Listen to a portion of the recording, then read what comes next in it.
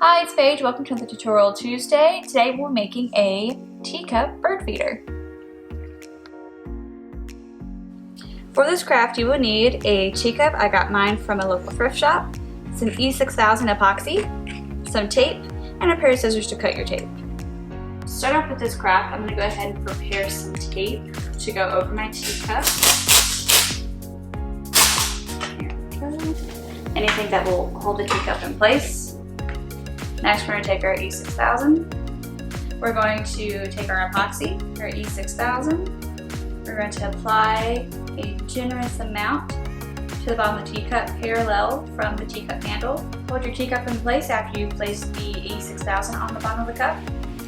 We're going to tightly set it on top of the teacup.